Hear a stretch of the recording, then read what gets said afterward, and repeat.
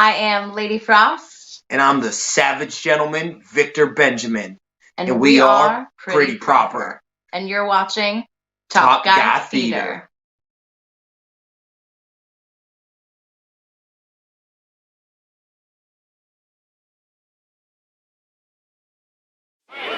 Yes, sir, we promised you a great deal of Andre, the China Wrestlemania is running wild. My God, what a run! It's not our world is watching.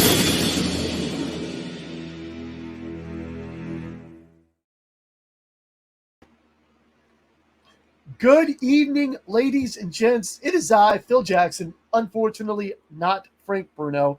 He is busy trying to cram as many hookers as he can into that sweet, sweet new Dodge Charger he paid cash for. Like, I don't know if you guys know this, but he walked in that dealership and he threw cash in the face of the salesman, grabbed the keys, and drove off like the boss that he is.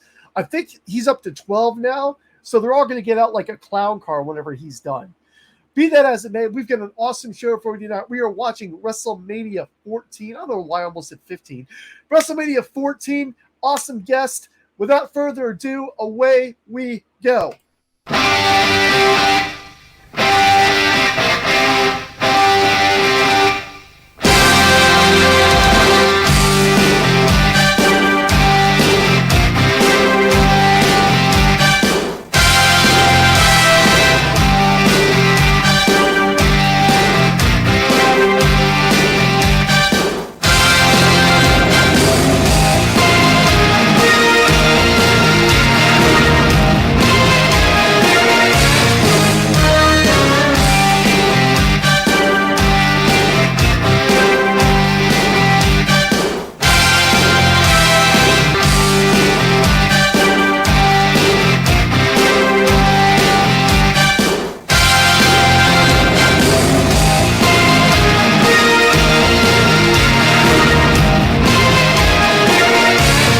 Some Rhode Island sexiness.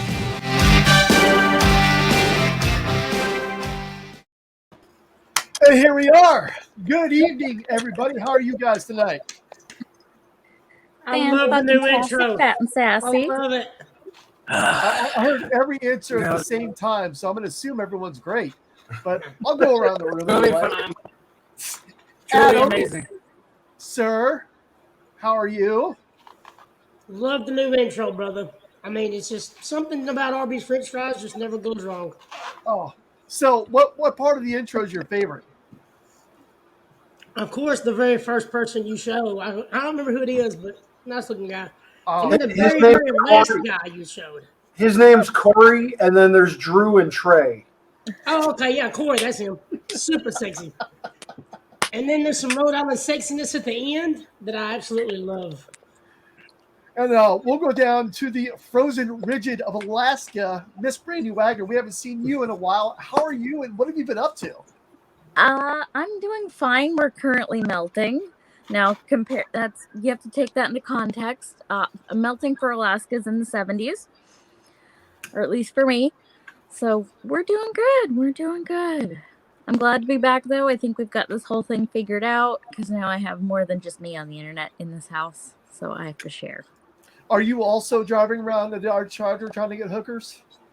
No, because the salt water would rust that bitch, and I can't do that to a car that nice. It doesn't work for a dog sled. Can you get hookers in a dog sled? I could definitely pack some hookers in the fucking dog sled, though. That I can do. You have to give that a try and update us. Maybe like live stream it, and we'll run a video. I'll give you a final count, and then we'll set up the camera, and we'll just count as all of them come out. Awesome. So does your dog sled, is it covered or is it just exposed? Do you have like no, it's covered. It's covered because if I have Sapphire in there, she's got to be protected from the elements. Well, I mean, only the best for Sapphire. Absolutely. We're going to go down to the bottom of the screen here. He's my closest actual neighbor, Mr. James Sorensen, the MVP, in my opinion, of our M3 marathon. How are you, James? I am good. Truly amazing. Stupendously wonderful. I was excited to be on last week. I'm glad I got who I got last week on. one Hall of Famer to give to such a wonderful cause. Full disclosure, we actually, we always record ahead. The marathon was actually last weekend. It will not be available to be seen anywhere. You'll have to catch next year's marathon. Just a few quick highlights. We had plenty of visitors.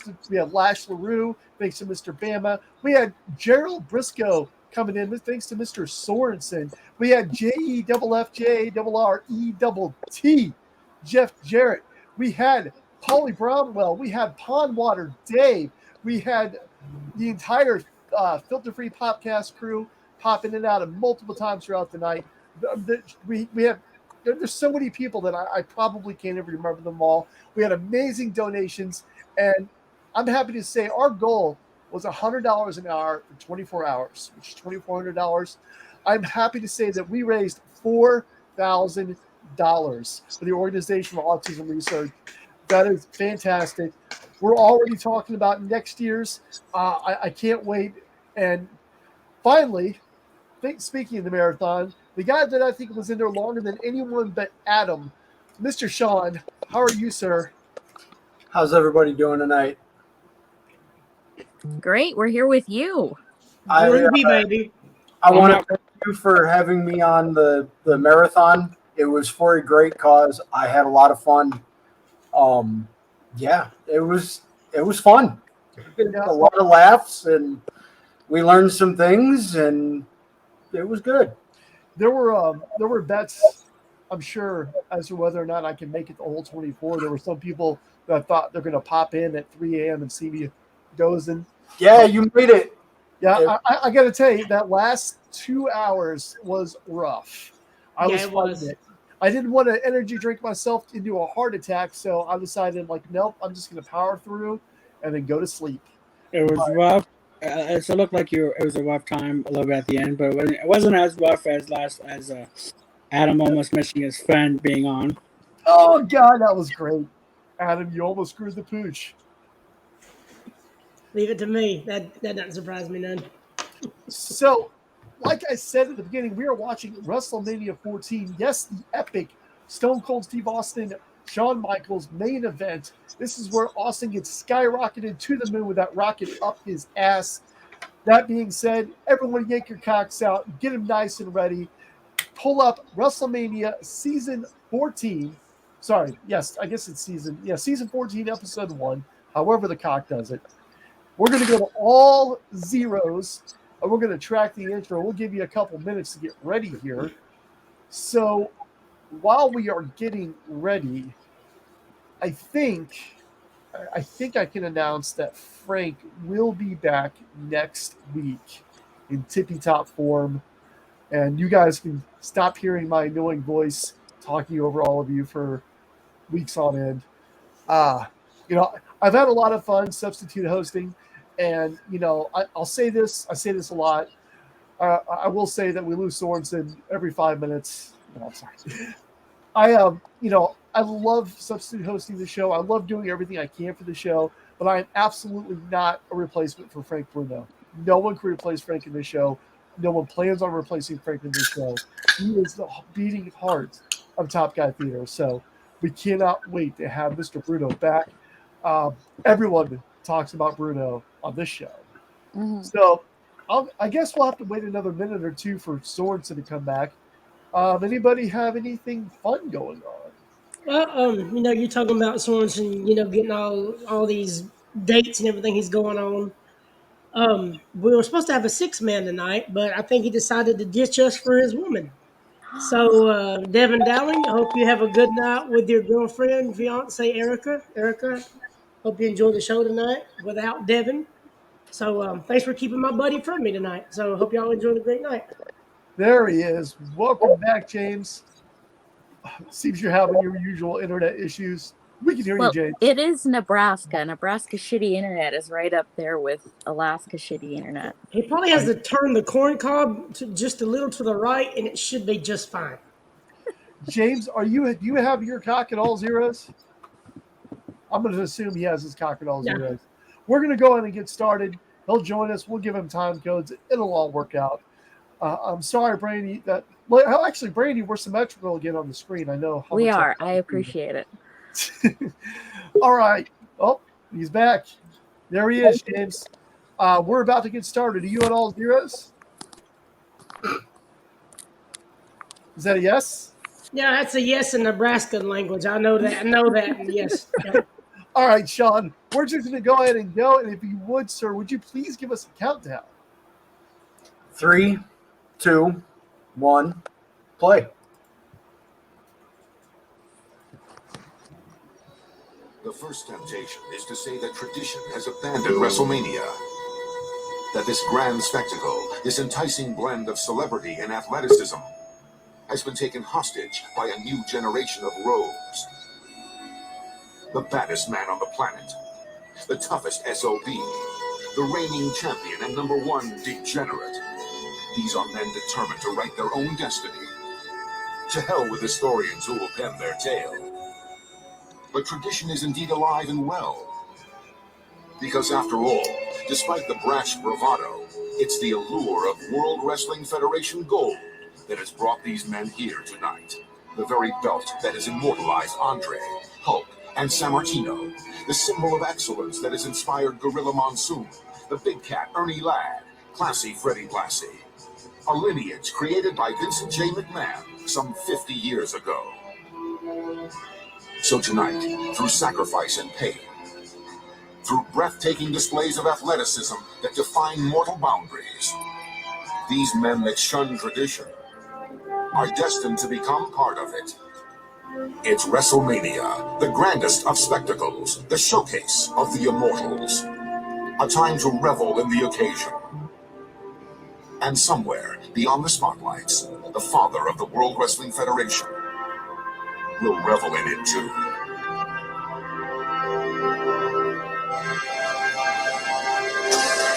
And now, WrestleMania.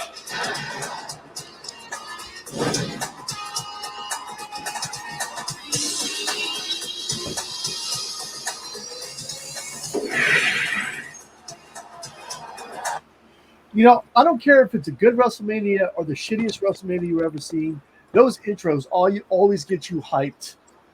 And then, they'll go into Brock Lesnar, Roman Reigns 27, and then you're like, but right. No, that's the one thing. The thing that WWE always does best is that production and the video packages. I do miss the dramatic monologues. I also caught the little hat tip to Vince's dad at the end there, the father among the stars or wherever he may be. I caught that. That was cute. Hey, we did have a pseudo dramatic monologue this year from Marky Mark. Yes. By the way, my wife doesn't know who Mark Wahlberg is. She's okay. Is she Money Mike? We're gonna have to have a talk with Mrs. Jackson. I'm sorry, Miss Jackson. I didn't know he was for real. So we are going to jump to our first time code here. It is 31 minutes and 10 seconds. While we're getting there, Sean, why did you choose WrestleMania 14? It's at this point in my fandom. I mean, I've been an HBK guy from literally day one. Throw Austin in there, and it's can't miss. At that point, who do I root for? I love Austin. I love HBK. To me, that's a compelling storyline because Austin was never really a heel. He was a cool heel, which to me is borderline babyface. So you've got two good guys facing each other, knowing that Shawn was injured, knowing that he probably wasn't going to win this match, but there's still that it's HBK, it's Mr. WrestleMania, there's always that possibility. Then on the undercard, you've got Triple H and Owen. Can't miss with either one of those guys. New Age Outlaws versus Chainsaw Charlie and Cactus Jack. Once again, all you have to do is just say, this is who's in the match. You don't need a storyline. You don't need anything else. Those four guys are going to go in there and wreck shit for 30 minutes. What about Taka Michinoku? We totally skipped over Taka. Oh God! I'm sorry. I'm sorry. Sacrifices had to be made. We had to make sacrifices, and unfortunately, Taka didn't make the cut. Neither did Dick to go. I'm sorry. Well, could have been worse. It could have been the heart throbs. Yep. To go, dine in, I'll take it, however I can get it, I guess. Exactly. If everyone's at 31-10, I am ready to go. Are all you ready? My also bias on here is every match involves DX. So Yeah, and a title too. There's a title match in every match. All right, Sean, ready for that countdown whenever you are, sir. All right, 3, 2, 1, play. Owen slide into the ring there. God, I miss Owen. Right after Triple H. Right into it. I love it when match because everyone just expects there to be a moment where the referee checks you. They're gonna just a minute before we fight, but no, right away. What is the time code again? Sorry. 31 minutes and 32, 33, 34 is what we're at. Okay. God, I actually don't remember this match, and I'm not saying it's bad. I just have so many WrestleManias in my brain that I don't remember everything anymore. Or maybe it's the fact that I'm turning 40 next week. Shit, it could be that one. Shit, I said that out loud. No, we're gonna no. That segment. That segment's gonna Owen Hart literally jumping 6 feet straight up with nothing from a flat mat 6 feet straight up to get Triple H into a Hurricane Rana. Yep. Nobody will like him. One of the greats. No, and he's a little heavier than Shawn. I know Shawn Michaels does it, but he's got 20, 30 pounds on Shawn Michaels. Yes, and he's not as tall. Owen is probably, I want to say, around that just brushing 6 feet mark. He's about 5'10", 5'11". Maybe 6'1" maybe. No, because Shawn barely clears 6 feet. But I know I'm gonna get heat from JD about this, but Owen Hart's way better than Bret Hart. Owen was billed at 5'10". I'm sure. Say again, Brandy. Technically, Owen is miles ahead of Bret Hart. Even Bret will admit that. Bret openly discusses that. I'm sure Frank will talk all about it when he comes back, but he had the opportunity to meet Bret Hart over the last couple of days. It turns out he was in line. Well, he wasn't actually in line. There was a little girl in line, and she was about to go up and give Bret a hug, and Frank just bulldozed that little girl out of the way, kicked her against the wall, spit on her, as his trademark vintage Frank Bruno whenever he wants to meet a wrestler, and got in there and got a thumbs up and a picture with Bret. So he was wearing his top guy gear, right? So it was well advertised when he ran that poor toddler over. Oh, absolutely. Yes. Absolutely. Wasn't he like 12? Honestly, the biggest story of the weekend is that both FTR and Arn Anderson did not have Amy tucked away in their bag. She tried. And he made it home safely. Security removed her from Dax's bag and reported 4 times. You mean stowed away? She swore she was just looking for some tape. Maybe if you're watching, I swear I'm on a quest to get FDR on the show. I will eventually make it happen. I don't know whose person I have to call. I'm sorry, I almost slipped the tongue there. Whoever I need to get a hold of, they're going to be on the show. I don't care if it's 5 minutes. I'm going to get. I'll call him right now. Hang on, I'll call him right now. You're going to call him? Yeah, I got it right now. I got it. All right, cool. All right, let's listen. Go ahead. It's busy. I tried it. It's busy. Oh, okay. All right. It's busy, or was he on the internet again? It's on the internet watching Arn Anderson matches. So we've got Owen Hart in the match here, and we recently had the winners of the Owen Hart match on AEW. One Britt Baker and one Adam Cole Bebe. What did you guys think of the tournament and the winners? It was a fix. I called it day one who the winners were going to be. I had a hope it was going to be Samoa Joe, but it made perfect sense why they picked the two of them. I'm fine with Adam Cole winning it. I have more of a problem with Britt Baker winning the women's because right now the AEW women's division, you don't have anybody that's anywhere close to being a true contender to either Thunder Rosa or Jade Cargill. You needed to use this as an opportunity to make someone new. Absolutely. For that title picture, and we've gone on and on and on and on about AEW's women's division. And if you'd like to have that conversation more, at Brandy Wrights PW on the old Twitter machine there. She will argue with you to death until you die from it. Yep. And then she'll CPR your ass, wake you up, and kill you again with more facts. Yes. I think Britt Baker could have afforded an L. She wasn't the champion. She has like the best record in AEW as far as women goes. One L wouldn't hurt her, and it would have been Ruby Soho's like moment. I called Cole winning because number one, so Samoa Joe had the Ring of Honor title. He didn't need the win. It wasn't as big a deal. And of course, Cole won with a little bit of heel tactic going on. So, as the phrase goes, Joe got his shine back.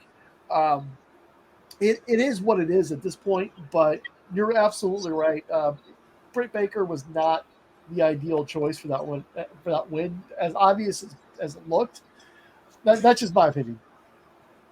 I did like the belts that they had Belts by Dan make for this. They were modeled after the old Stampede belts, which I thought was a nice touch. Well, and if I heard right, this is a regular tournament. Every year the winners get a pair of belts. So you get to keep those. And then your name goes on the trophy. That's awesome. So it's something they can carry to the ring as a fuck you, look what I got, without having to have a trophy, Much easier to transport. Absolutely. And it's also a keepsake. I think all of us are nostalgic, and wrestlers are nostalgic for things that they can keep. Speaking of women, I don't know if I've said it on this show or not. I probably have. I know I've said it in our group chat. And I'm going to state publicly right here and mark it down, June 12th, 2022, 9 p.m. Central Standard Time. I was wrong about Jade Cargill. I was not impressed with Jade Cargill when she started. I truly thought she was a female Goldberg. I didn't like her moveset. I didn't like the way she talked in the microphone. I didn't feel like she had any ring presence or the it factor. Nothing. And I will wholeheartedly admit I was wrong. She's got it. She's surrounded by the right people. She's going to the right spot, and she's got the perfect opponent in Athena, the fallen goddess, aka Ember Moon. And that's going to elevate her even more if she wins, or if Athena wins, good on her, because Athena's the next level talent that I think will help the division. Absolutely. And it's not with the praise of Jade, it's not to say that she doesn't make mistakes, and there has been errors. When I was at the AEW Dynamite and Rampage in Boston back in April, there was a certain snafu with a table spot that we don't want to talk about. But oh my God. Once you present her in the correct light, I think switching her and putting her with Stokely Hathaway, the former Malcolm Bivens, is a great pick. Great matchup there. Enough with the smart Mark Sterling. And I can't wait to see her just continue to rise to the top and to the moon, baby. Speaking of dominating women, I completely forgot that this is the Sergeant Slaughter handcuffed to China. China, yep. The powder spot. My God. Yeah. Where's she holding the powder, though? That's the thing. Where's the powder? She cuts him with the powder and takes the key out. Yep. But where's the powder? But where is she hiding the powder? Right now? It's in her waistband, where all good heels hide their powder. Well, if she had, I love about early China is so much of her, especially the top part of her outfits, were made out of unusual materials, which did not lend itself to being able to hide anything in there. I was quite shocked that the outfit she has on didn't suffer a malfunction, because there's not a lot of support for... the one cuff does open. Right. At the end. So do you think those are real handcuffs? So yeah, we're lucky those China 2000s didn't come right? out. Yeah, those were the new and improved model. Do you guys think 97 HBK had powder in his trunks at all times? He had something. I'm sure he stuffed wasn't down the there only for sure. Man, I love any iteration of HBK in the ring, but God, 97 HBK was such a dick. Well, it was more of his offstage personality Yeah, that's what I mean. coming out on television. Offstage, learning what I've learned about HBK offstage, it sickens me to just think about some of the stuff. But I'm glad he bounced back. I'm glad we got several more years of HBK. By the way, I think we haven't done it yet. I think we need to watch HBK's return match at some point soon because that was great. I know we watched. Was that the street fight with Street Hunter? fight. We did. We watched that with Lindsay when she was on. Oh, you know what? I actually wasn't on that episode, so it doesn't count. No. It doesn't count. No. And I'm always here to watch anything Shawn Michaels over again. Oh, I love the little things. That's what I always focus on. Slaughter puts China over as such a threat by just in the way he's showing he has to put the leaning back, right.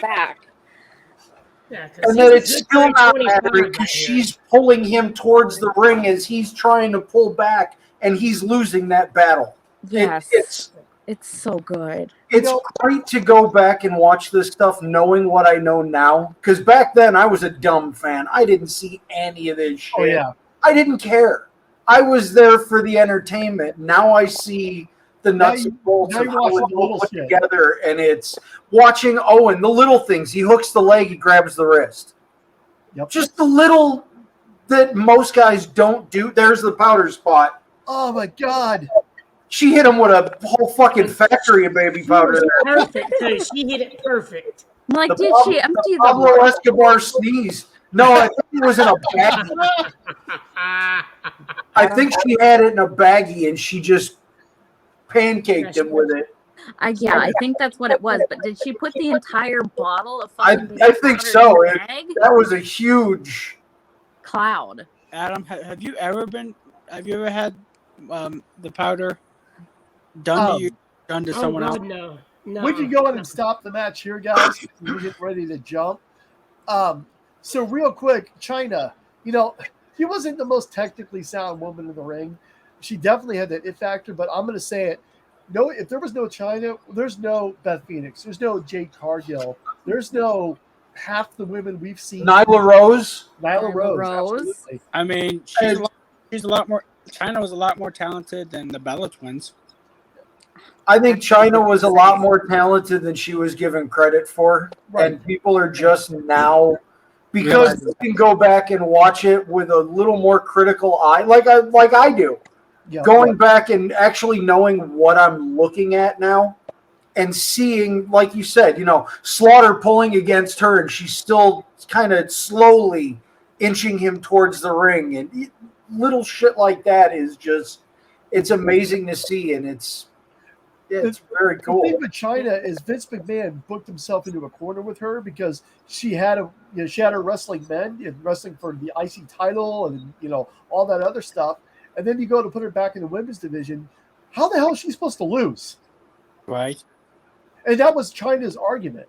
And can I also say to the people that argue that China needs to be in the Hall of Fame, and at the same time go, "Oh, I hate intergender wrestling."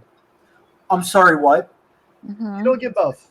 Eddie Guerrero, Chris Jericho. I mean, what? Absolutely. That's what China did. I mean, do you think what she did outside of the business will always overshadow? I don't think it matters. I don't think it matters.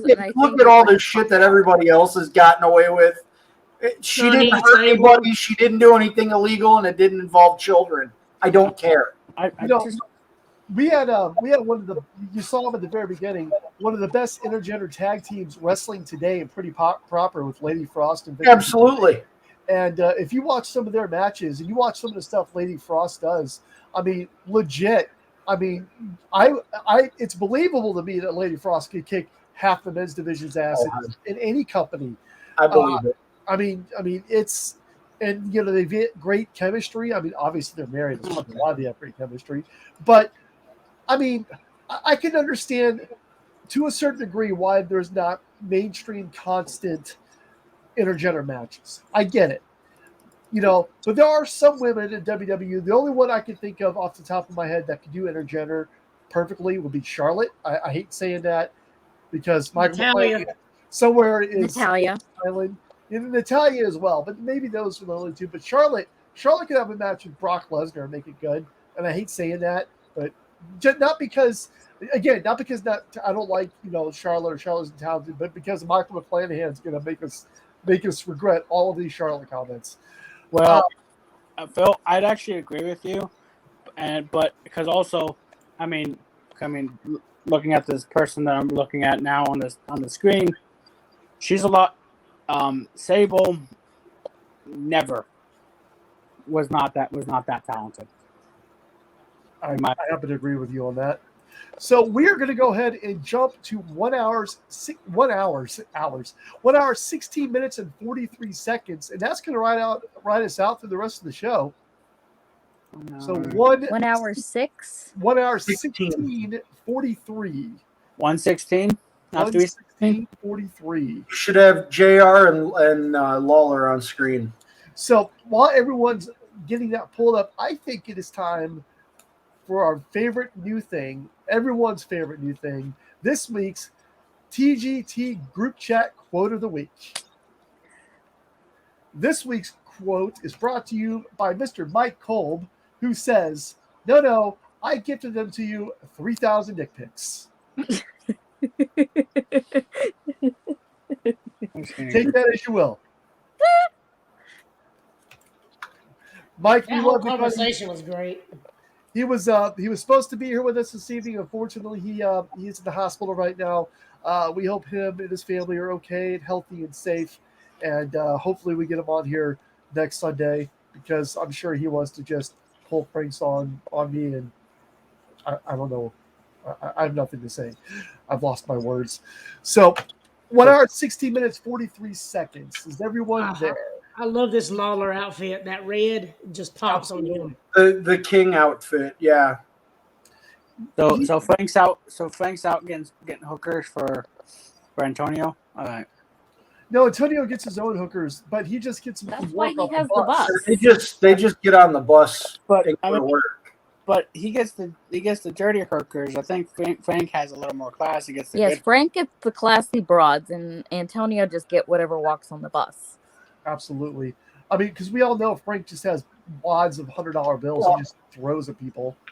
Well, I think in Frank's defense, the girls that Antonio gets, you wouldn't want them taking their shoes off before they get in your car. No, absolutely not.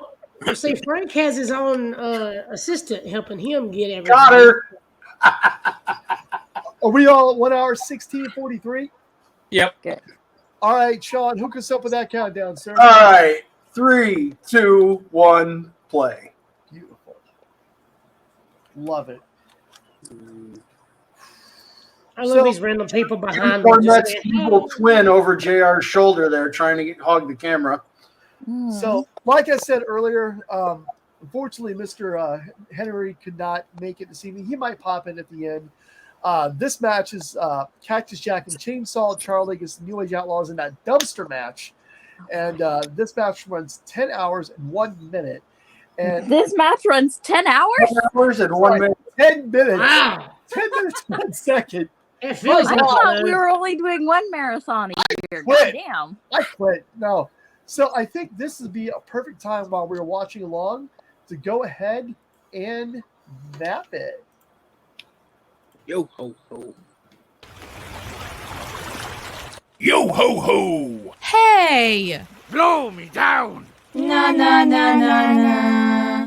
332 City Hawk, USS City Hawk. This is Namcom State Dr. Roger, over.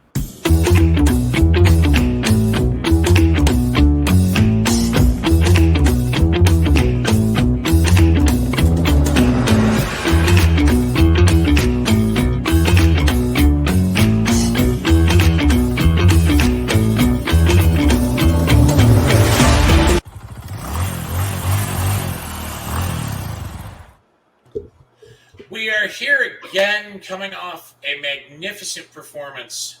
Well, it'll be 2 weeks ago now by the time that this drops, but last week with the Marathon Mania Madness. And what better way to keep that theme going by going to WrestleMania 14 from the beautiful city of Boston, Massachusetts, in the Fleet Center.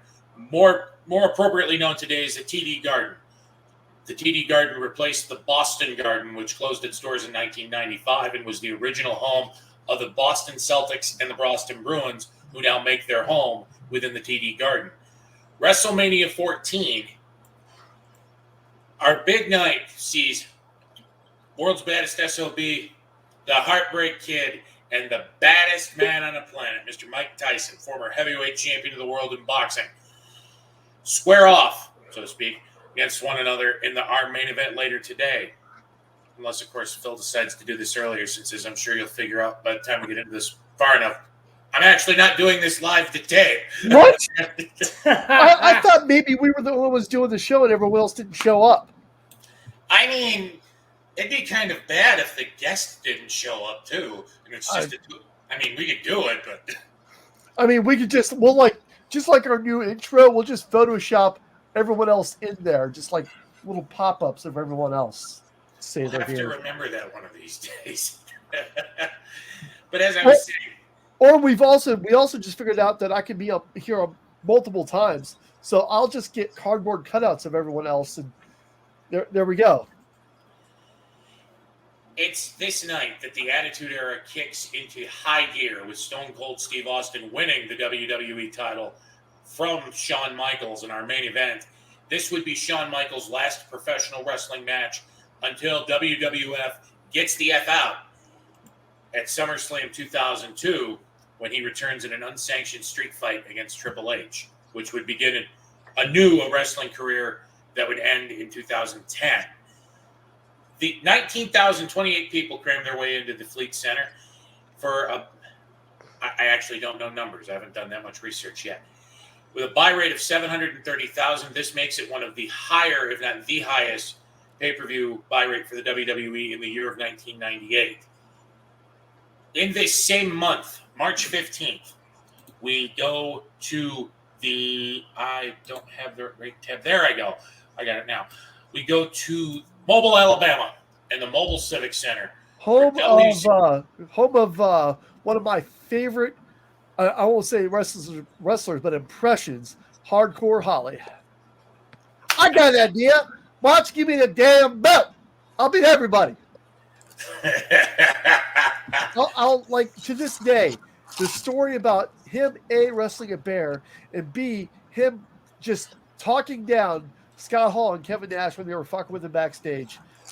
I love those stories. Now I'm doing a little quick reading of my notes. March 15th, 1998, 2 weeks before WrestleMania 14 up in Boston, we go to Mobile, Alabama, on the Mobile Civic Center for WCW NWO Uncensored. Mobile. This night is best remembered by some for its main event, which would see prima donna Hulk Hogan fight Randy Savage to no contest in a steel cage match in its main event. But that's not why I'm talking about this pay-per-view. As part of World War III the previous November, Scott Hall would win a 60-man battle royal to earn the right to challenge the winner of the main event at Starrcade 1997 for the WCW World Heavyweight title. Well, because of a bunch of shady shenanigans, thanks to our friend Eric Bischoff and Nick Patrick and Hulk Hogan, or depending on what you believe of that story, we don't get that at Super Bowl like we're supposed to. That match is for the held-up WCW World Heavyweight title, which is won by Sting after he gets screwed over by Randy Savage, or after Hogan gets screwed over by Randy Savage, which leads us to the main event of this pay-per-view. Our penultimate match from Uncensored 1998 features Scott Hall in his one and only shot at... I'm probably going to get this wrong. Nope, you won't. Any world championship. This is his only world championship. In a major promotion. Yep, correct. He was the WWC Universal Heavyweight Champion. Yeah, some weird thing. But he, to the best of my recollection, Scott Hall never had a shot in WWE for the world title as Razor Ramon. There might have been like a house show, because you know how on some house shows, they'll do world title matches, but the world title isn't going to change hands, but it just gives it a little bit more of what if feel when you're there, like I'm getting my money's worth. I mean, that might have happened, but as far as televised or pay-per-views or like anything like that, This yes, is his one and only his shot in any major promotion. It pissed me off too, and I'm sure we'll talk about this later, but they downplayed that his world title match so much. Even in the build to the pay-per-view for his match, it wasn't even about him. Like, it was more still about Steve Hogan than anything that had to do with Hall, and it was so freaking annoying. I mean, we all knew Hall wasn't going to win. I mean, just by the build, unless I don't know, something happened to think they had to give Hall a win. But they so downplayed it. And so downplayed like Hall winning World War III, because after he won, they barely mentioned it until his title shot. Because the bigger story was the story they'd been building to for 15 months, was Sting coming back to take on Hogan at Starrcade. That from a storytelling perspective, that legitimately makes sense to me. But some of the other notable matches on this card, because I refuse to put over Hulk Hogan anymore, featured Booker T going up against Eddie Guerrero in the opening match for the World Television title, and a barn burner of a match, triple threat match between Raven Chris Benoit and Diamond Dallas Page for the WCW United States Heavyweight title. Some of the other barn burners from tonight's show that we aren't covering, since I went with one, I have to do the other now as a matter of form. Give me a moment here. We are skipping over the opening match, which is a tag team battle royal to determine the number one contender for the WWF World Tag Team titles, which is won by Legion of Doom 2000. I want to say right now, I love the Road Warriors to death. And I am not shitting on them, or not trying to anyways. I say this. I feel like LOD 2000 just wasn't necessary. No, I agree. You're not shooting at the Road Warriors at all by saying that, because LOD 2000 isn't the Road Warriors. Not even close. It's a very, very shallow imitation of what they should be. And even threw Sonny in the mix as a manager, which doesn't even make sense for these two badass guys from the street to come in and just murder you. And now they've got Sonny. No, it was dead. It was dead on arrival. I think for now that's going to be it. I do want to say in closing that I want to congratulate you, Phil, for putting forth the effort. I'm going to stop myself because that's not fair.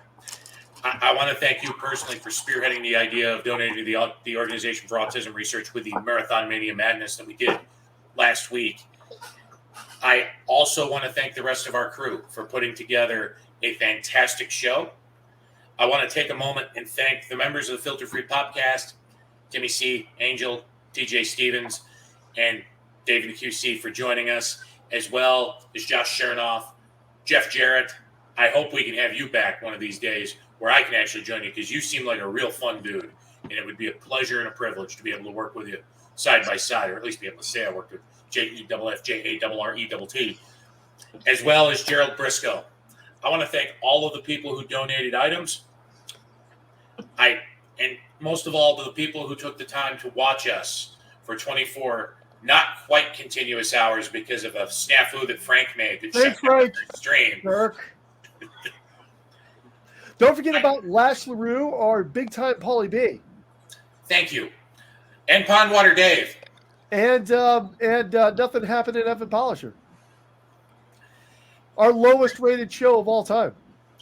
I wasn't able to be part of the Marathon Mania Madness. It's one of the reasons why we're recording this today instead of me trying to do it live when we record with everybody else. I've been going through some things, and I made the decision on my own a couple of days ago that though this is one of the things that brings me pleasure, that brings me joy. I love nothing more than putting these shows together and joining you guys every single week to talk about good wrestling, to talk about bad wrestling, even sometimes just bullshit and have a good time while we watch obviously shitty wrestling. I've made the decision, at least for now, that I don't know that I can do live week to week anymore, at least until I get some things squared away and get my head right. Mental illness is a real thing. I'm grateful that I have such good friends as I have, both here close to where I live and with you guys here on Top Guy Theater and beyond with even the AFS community. I am humbled by all of you. I appreciate the time that you take to check us out every single week. And I hope soon, once everything gets squared away, to be back with you guys on a week-to-week basis. But I feel like for now that I can contribute better in this form because I still love what I do. On Sunday after the marathon, I was in a bad place, and I thought about walking away. And I made the decision that after I reflected on it a couple days later, that's not what I want to do. I might not be as energetic and as involved as I have been in the past for a few weeks, but I will be back, and I will be bigger and better than ever before. Mike, you can count on that. I have a question though. So, I mean, during these times in which you aren't on our show, because obviously you're recording a Map-It for this show that you probably won't be on. You might make an appearance, but who knows? During these times, A, how many hookers is it going to take to help you with your mental illness? And B, what is your long-term plan hooker-wise until you come back? Well, Antonio's always available now that he's got a car. Absolutely. And he's not that far from you. Jesus Christ, Phil. And if you won't put it out for you, I'm sure he knows there's some hookers or some people that are just hard up for money that would be glad to part with their dignity to help you with your mental illness. I think with that, and I appreciate you, Phil, for that. And you know what? Real quick, before we go into the transition and go back to the future, that was one of the things that Frank did with this that I liked. I forgot to tell you about before we started, Phil. I do want to take a moment, and I want to personally thank Brandy, Adam from Bama, you, Antonio, Mike Cole, James Quello, and our good friend and buddy who isn't here with us today, but we hope will be back with us soon, Mr. Frank Bruno. You guys have become like a second family to me in the 2 years I've known you. Life was kind of sucky without you, but it's a hell of a lot better of a place with you. And that, ladies and gentlemen, even though I've run kind of long and Phil's probably going to have to cut some of this out, is Map-It. And I think it's time that we go, where the hell is it? There it is. That we go back to the future.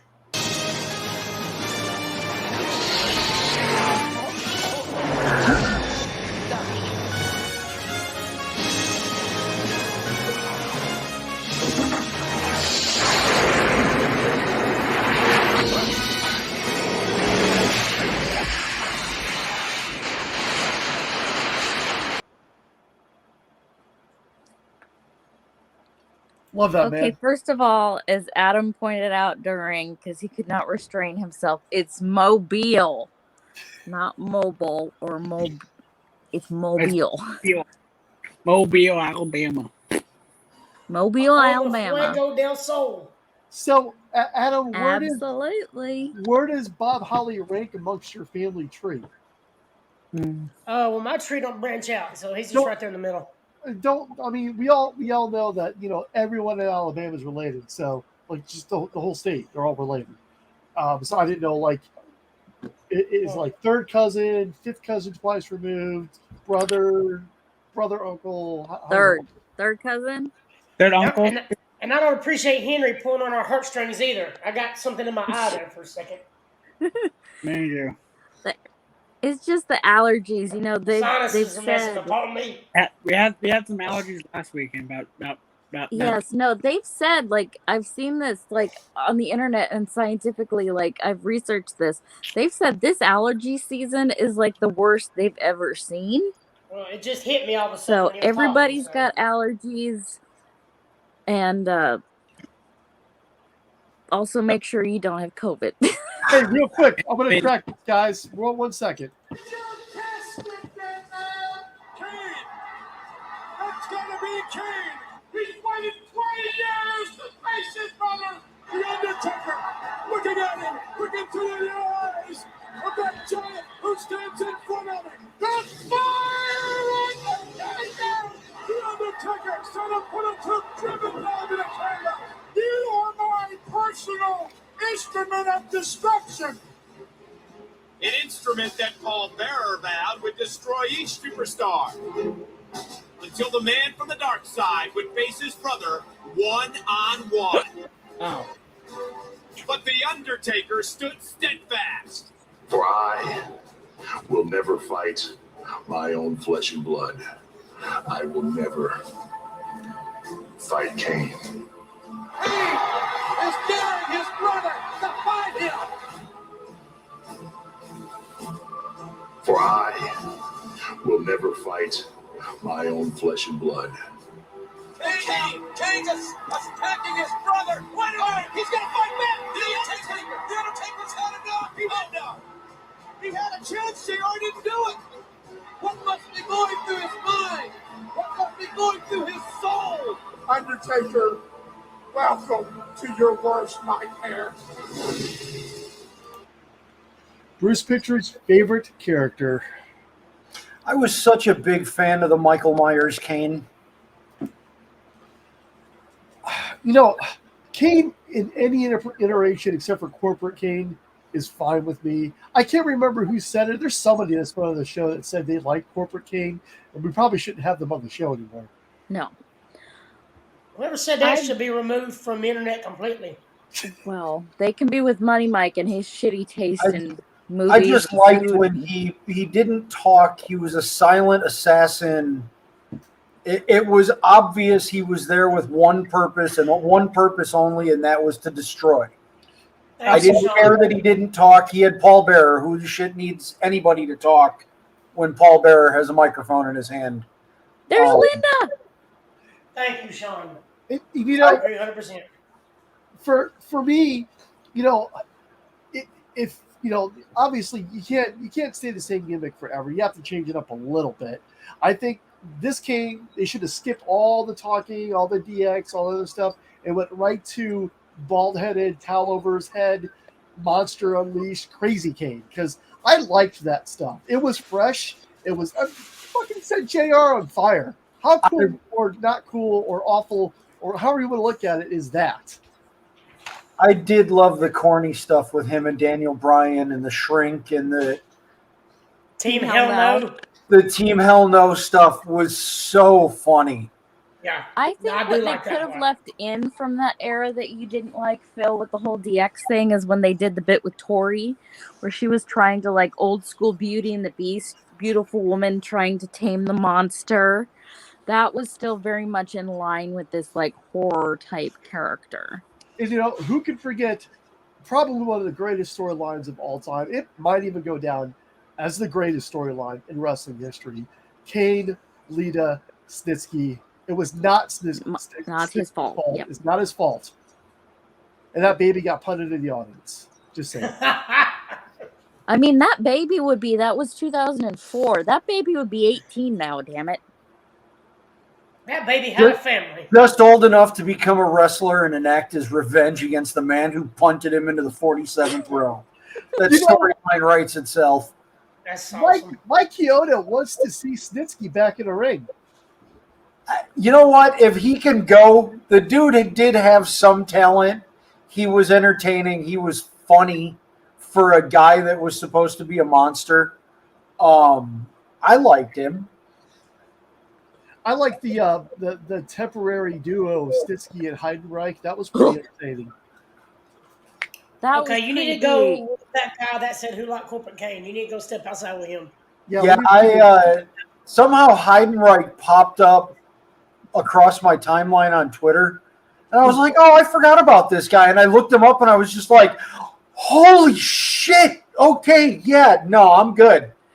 Now I know why I never really liked that guy. What the fuck? Right? It's like, oh yeah, he's got Nazi tattoos, and I was just like, oh Jesus, it's Pete Rose. We know what's going to happen. To Pete oh, here we go. It's crazy because Charlie Haas did the same thing on my Facebook. He come across my Facebook, like people you may know. So I'm friends with him on Facebook now, and he's in better shape now than he was back then. Not to brag, not to throw that out there, but I'm friends with John Cena on Twitter. We follow each other. It's nice. cool. You know, we definitely don't talk ever. I'm one of his 800,000 followers and friends. I've I'm never sorry, spoke to the but man by I'm no Facebook means. friends with Thunder Rosa, so Oh I yes, top all of y'all, and she knows me. I can't argue with that. I can't. Thunder It's Rose is just fine. crazy seeing Charlie Haas 50 years old and in the best shape of his life. That's just, I thought it was pretty cool.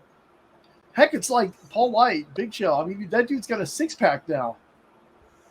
In the cooler or on his belly? Probably both. Maybe both.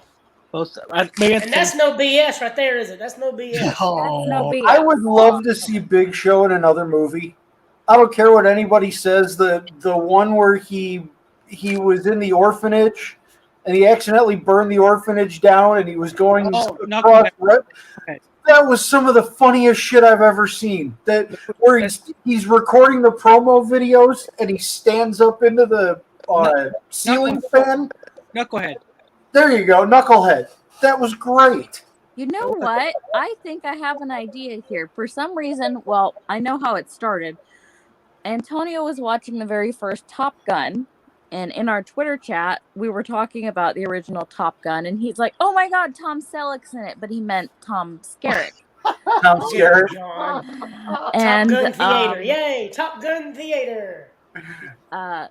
Doug brings up that reminded him for some reason of 3 Men and a Baby. And I'm like, that Big Show should be in 3 Men and a Baby. We need to remake 3 Men and a Baby and have Big Show be in it. Hell, have Big Show, John Cena, and The Rock in it. I was actually going to go Big Show, Batista, and The Rock. That'll work too. But I think Adam trumps us on knowing famous people because he has Lash LaRue's number. No, Thunder Rosa still wins. I'm sorry.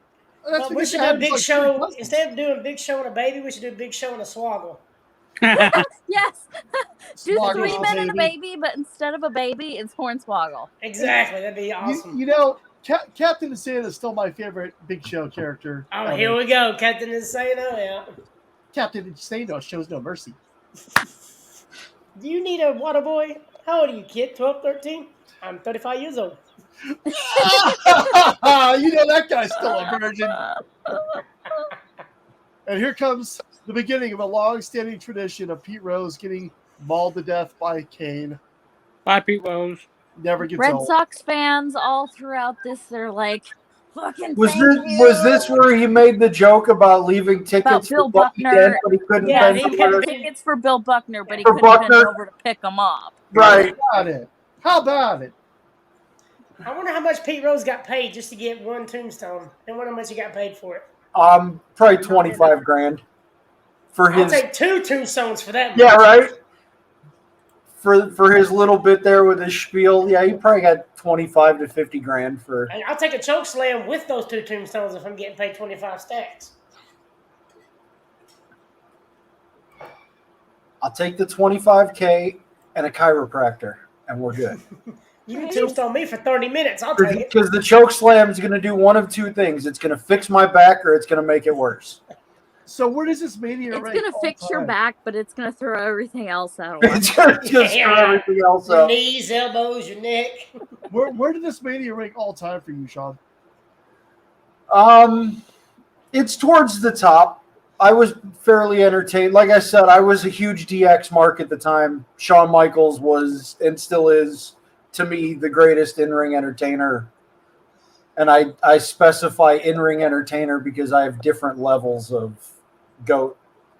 But yeah, no, this is towards the top of the list for me. HBK, Austin, Mike Tyson. This was when SportsCenter is talking about it, and when it was on every news channel, and this was before anybody gave a shit about wrestling. But because it was Mike Tyson, because it was that big, yeah, it ranks up there for me. That's what she said. I'm sorry. And as far as Shawn Michaels' WrestleMania matches, it's maybe top 5 for me. Oh, This yes. wasn't one of his better because of how much pain. I mean, I give him full credit for getting through the match and not just saying, fuck it, I quit.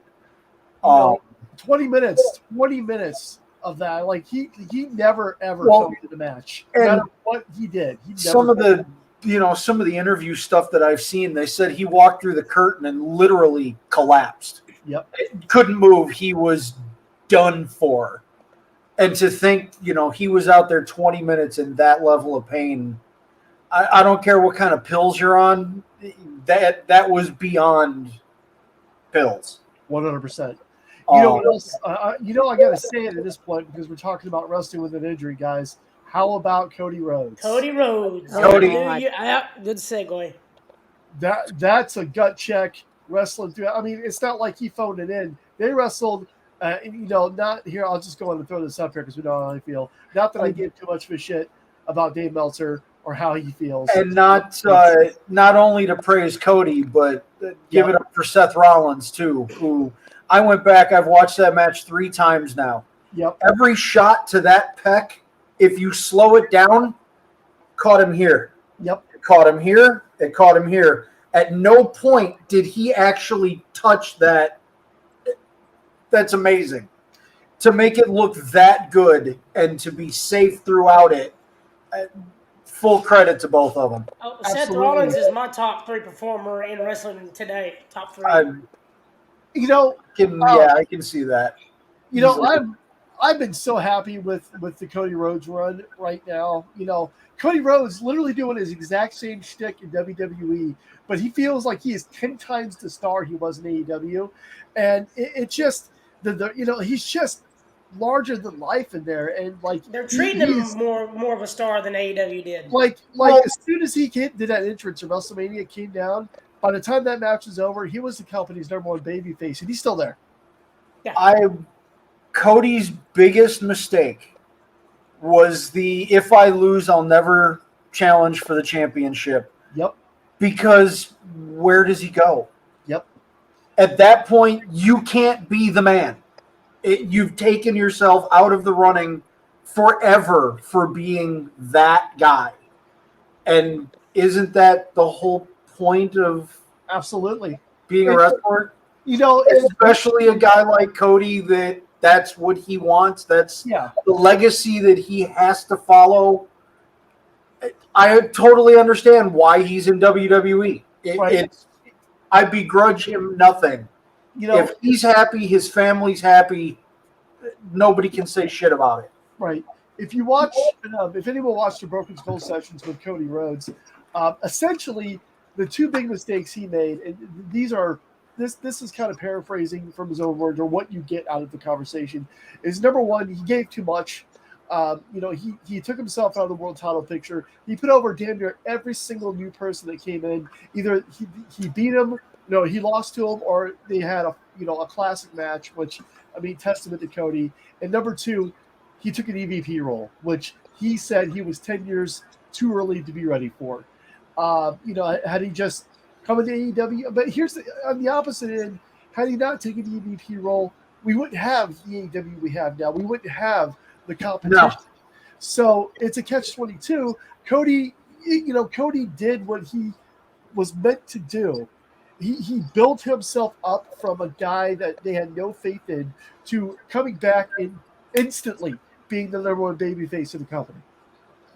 And that's all Cody. Cody did that on his own from the ground up. And that's to any wrestler that works in any company right now that says that it's not possible to get yourself over.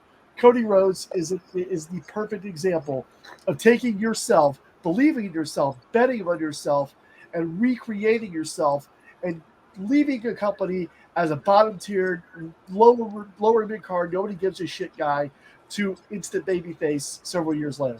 Top babyface. He also, I have to give him, and I don't know if this was Vince or if this was Cody, but the exact same look, the exact same entrance, the exact same music, that didn't hurt. Nope, that had to be in Cody. Not getting repackaged as something else. Yep. Was, if they would have, I don't think he'd be getting the responses because people would be going, "Oh, he definitely sold out." Vince is now telling him everything. He has no control over. With him keeping himself as himself, once again, full credit to him. And I know we're talking over this great Undertaker match. I'll just say this one last thing. So, Cody Rhodes actually owns the rights to that downstate song, Kingdom. He paid to have that song made for him whenever he left WWE. So he can take that song wherever the hell he wants. And apparently he has a very, very unique contract. And as far as his gimmick goes, an All-American gimmick, that's Vince McMahon's wet dream. He loves the All-American gimmick. He loves the stars and stripes, America top guy feel. And he gets that with Cody. And he gets the legacy of being the son of the You got some built-in storylines and everything. Yep. Yeah, he's cookie cut made at this point. I mean, I do miss seeing him on AEW every week. Because I've met the guy. I think he's a very nice guy. He's very intelligent. I don't see from just observing him the times that I've been around him. He is very genuine. What you see is what you get. Cody does not put on a face for the fans that is something different than what you see in the back. Once again, I have full respect to him. Like I said, as long as he's happy and his family's healthy and good, nobody can say shit to him. My very, very last thing. When I was at Double or Nothing in 2020, Joey Carr, top guy, going through some medical issues. Hope you can help. Hope you do better. He had a really sweet seat set up, and he got a lot of video messages from stars in the back. First one being from Cody Rhodes and his wife Brandy. They were in the video together, and then afterwards, Cody brought him back to the back, had him meet all the stars, had him hold the AEW World Championship, got to talk to Kenny Omega, got to talk to... That's so great. He actually also took pictures with Darby Allin. Darby Allin was doing like a pose photo shoot on cars and stuff after he had won the TNT title from Cody. Right. And they just gave him the 5-star treatment. That's so great. And yeah, it doesn't surprise me. Even I was at last year for Double or Nothing. A bunch of us went down to Jacksonville, and there was a meet and greet, and I got to meet Cody and talk to him for a few minutes, and he was just this kindest, sweetest, most cool dude. We talked shoes because I noticed his shoes as we're standing in line. I'm like, oh, those are Christian Louboutin. He's like, no, actually, these are Michael Kors. I'm like, oh, that's cool. His shoes cost more than my house. Well, yes. And then we talked, because I have the same name as Brandy, and we spell our name the same. And I told him that I come down from Alaska, and he's just one of those genuine, nice people. And you're totally forgetting talking to him on Zoom that one time. Remember? Oh yes, that was the Q&A. We did talk. You totally forgot about the Q&A thing. Great, I remember that, and that was like it was so funny because it just happened to be your turn, and Cody comes on. I got to talk to him for a second, and then Brandy got to jump in. People started. Well, that's because it was my turn. I was about to say, people started talking, and Brandy's like, "No, everyone, my turn." Quiet. He was trying to ask what was going on, and I told him what the deal was, and then it was Brandy's turn to ask. Brandy's like, stop talking. It's my time. Although that did get me into hot water. The friendship with my ex-boyfriend was never quite the same after that got out. Screw him. So, yeah, we've got King and Undertaker here. Their first encounter. Which of the 3 Mania encounters is your favorite? Sean? This one is my favorite just because it's the first one. I'd have to go with the first one because it was, Undertaker. I'm not going to do it. I'm not going to do it. I'm not going to do it. Basically forced into a corner by the match that you have to fight him. There's no backing out. Just once again, like everybody, I was a huge Undertaker fan, and it's that part of his character where he showed a little bit of integrity, a little bit of, he wasn't just the soulless dead man. He, there was something that little spark of humanity was still inside of him. And he didn't want to have to do it, but at the same time, he isn't going to get his ass kicked by anybody. It was a great storyline, and I thought this was a very good match. I couldn't agree more. I know Vince hates brothers don't fight. Yes, they do, Vince. Yes, All the time. Constantly. And So I love this. I will never get tired of that trope. Like Sean said, seeing the humanity out of the dead man just made you, because most of us were fans already by this point, but just to see something where you could identify and actually be like, yeah, I felt that way about someone too, but it has to happen. Just even the soulless undead have family problems. We can relate. Exactly. Even if you think all your family's dead, they're gonna come back and surprise you. Right. They're not quite gone just yet. You know what I just realized? The one thing I didn't like with The Undertaker was the fake prison teardrop. Teardrop. Yeah. With all of his ink, that's what he's gonna fake. Come on. Right? Do you know what I just realized? Frank's not here, and Henry's not here, and we have had zero conversations about any other sport but wrestling. Oh, if you want, I can change that. I was waiting for it, Brandy. But because we just got the Stanley Cup Finals are set. The Stanley Cup Finals are going to start on Wednesday, June 15th. We're going to have the Colorado Avalanche taking on the two-time Stanley Cup champions, Tampa Bay Lightning. It's going to be great. Playoff hockey has been amazing. Yeah, hockey this year has been really good. Isn't also unless you're a fan of the San Jose Sharks, it's been a lot of pain. Or a Blackhawks fan that's coming off of 3 championships in a decade and watching your team nosedive into the side of a mountain. I actually got to watch the Blackhawks. I went to a game in November, and then later in the season, the Sharks beat the Blackhawks, so it was good. Yeah, the one game I was going to go to here in Arizona, I'm glad I didn't because I think Arizona won like 8-2 or something. I was just like, yeah, I can't. Ironically enough, the game I saw in Chicago was the Blackhawks and the Coyotes. James, you were about to say something? I say, if you can't, like, isn't it also like it's NBA playoff time? It is. The Golden State Warriors are in the midst of a battle with the Boston Celtics. However, I just don't care for basketball. Also college. I think isn't it college football picking up? College softball. The Oklahoma Sooners just won this weekend. I want to say it was either Friday or Saturday. I have seen women's softball team cleaned the fuck up. There's been some really good women's softball the last week and a half or so.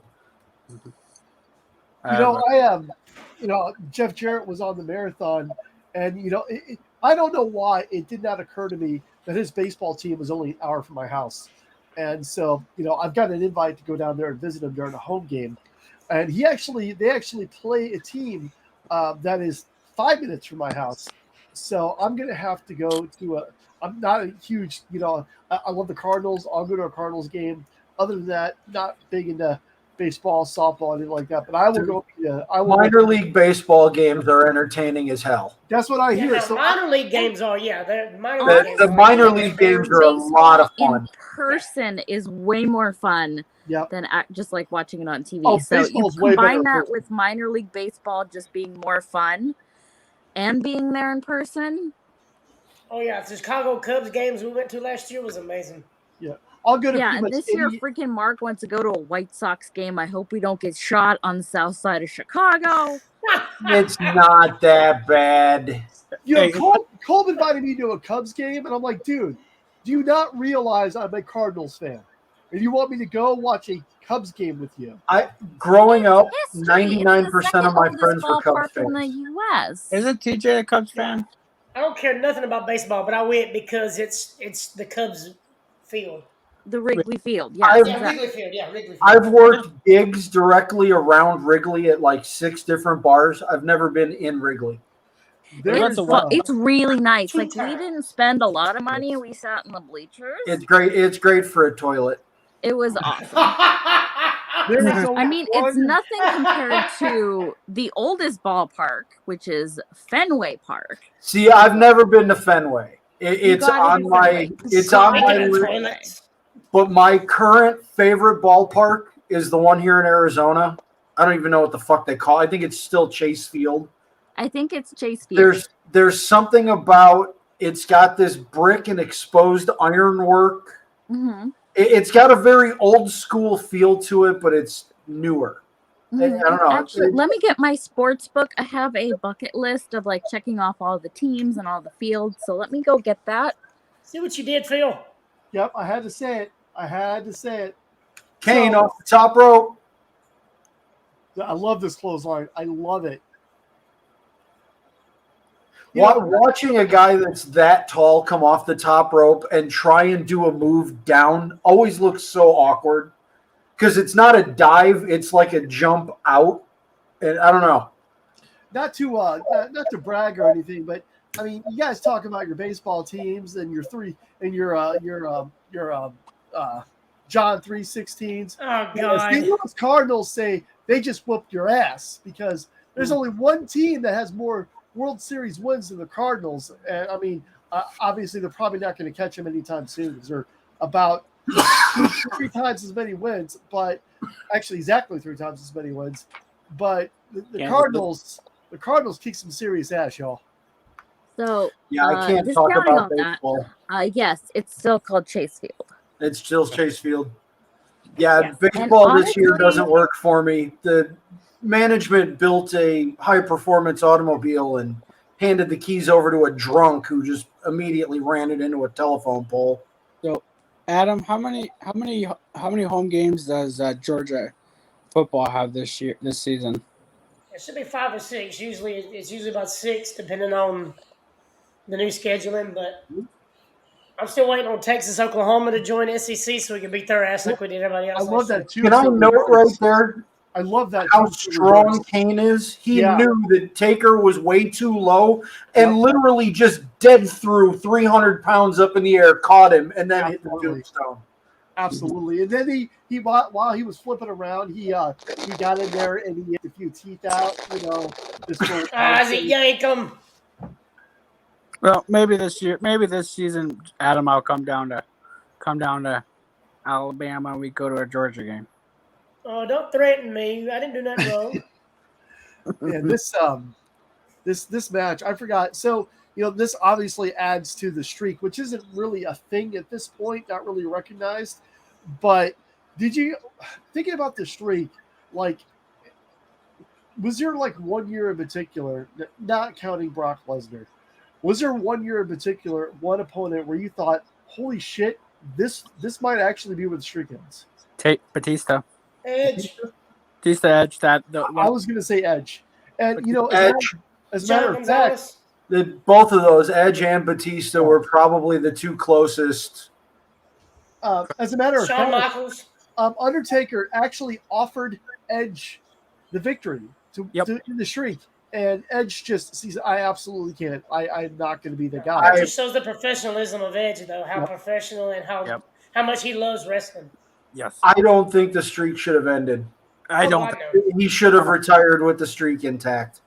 That or he loses at 33 to Roman. The last match, he goes out on the loss, and it's over. Not, I'll lose, I'll come back, I'll win, and then I'll go away. Yeah. And then even that, he comes back and had that mini feud with the Shield that never went anywhere. It was just them putting him through a table like, okay, now you're old and you suck. Yep. Oh, that was right after 29. So that was after his last win against Punk. I think that was the way to get him off. That was before Roman. You're right. If we're rebooking the territory, we're talking about Undertaker, the last match, him losing. Who is that person to him lose to? Roman. I don't like Roman. He don't need it. You know, He needs that win. It's gotta be somebody that needs it. You talk about Yeah, clotheslines. Did you guys see that? It's got to be somebody he's got history with. Did you guys see Undertaker like 3/4 away across the ring? Oh yeah, no, that was awesome. Yeah. You know, it warms my heart though that Undertaker picked his last opponent, handpicked AJ Styles. Yeah. Undertaker's gone on record saying that he's this generation Shawn Michaels. I 1000% agree. Everybody knows that AJ is right now my number one guy. I'm a huge Styles mark. And I love that Styles got Undertaker's last match. So you denounce your huge fandom to Kenny Omega. Oh no! I absolutely love Kenny Omega, but there's this common misconception that Kenny Omega is my favorite wrestler because I defend him and I defend his style and I defend his type of matches and I do it with a passion. And and there's one big person that just likes to knock it, and I just like to give a big fuck you to James Quillo. Hey, to his opinions on Kenny Omega, but AJ Styles is my guy. So would you say AJ Styles okay? So Taker goes 26-0, whatever the ended up thing, and Styles is the last one. Does he give it to Styles? No, I think Undertaker should have went out on top. But that's not the way, though. They always give that one last. If I'm rebooking his final match, the loss is against Kevin Owens, and Owens gets his push a little early. Wow, that's a curveball. I love Kevin Owens. That dude. Kevin Owens knows how to be a professional wrestler. He got. That's something that nobody will ever get again. He got a main event WrestleMania match with fucking Stone Cold against Stone Cold, handpicked. Yes, you cannot get a higher compliment and more trust from a company to get that match. Yeah, if anybody's beaten the streak, it's in the last match, and it's Kevin Owens. Kevin Owens has the Stone Cold thing, so give him Stone Cold. But he does now. Yes. But he does now. What if Undertaker has one more match and he has to pick somebody right now? Since Kevin Owens has Stone Cold and that was okay. So he has to pick somebody off of the current roster. Yeah, right now. Who do you think would need it and to have that boost? Sami Zayn. I'm sorry. I don't buy into Sami Zayn beating the Undertaker as much as I like Sami. They ruined him as far as a comedy act. If he wasn't a comedy act, it'd be different. I don't see Undertaker at this point in his career coming back to be a viable guy that can elevate somebody at this point. I mean, he's past well past his prime. Well, I mean, if we have this Undertaker, yeah, and his last match was a cinematic match, which helped him look better. And again, he had AJ Styles working with him, but at this point in his career, Undertaker does not need to be called back for a match. He doesn't need to elevate anybody because there's not really anyone he can elevate at this point. I think I understand the question. Like he's not retired, but so he gets one last match. Who does he get? If the streak was still 30-0. I would almost say it had to be Drew, maybe. I got one for you. Brady's gonna love this. Demon Finn Balor. Oh, I do love that. I love that idea, but I can get behind that. I have another idea. Damn good answer. Gunther, the former Walter. There's Intercontinental Champion Gunther. Did anyone doubt? Did anyone have any doubts that he was going to win that match with Ricochet? No, I didn't doubt it a bit. Nobody did. It was a good match. Well, it's because it's Ricochet and it's freaking Walter. Ricochet gives anybody a good match.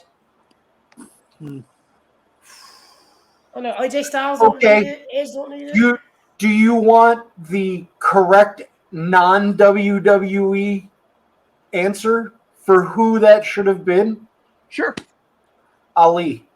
There we go. If Vince doesn't have his head 6 feet up his own ass, that would be the guy that would need that little bit of a rub from the Undertaker and is talented enough to bang with the Undertaker and make it look good. To this day, and people have probably forgotten, Ali had the best counter to the RKO of all freaking time. It blew my mind. I don't know if any of you guys saw it, but Randy Orton RKO. Was that the hand plant? That was the hand They did plant. the hand plant and jump back to it. Yes, and like I thought, oh, there's the RKO, it's over, and then hand plant flip over. I'm like, what the fuck did I just see? Yep.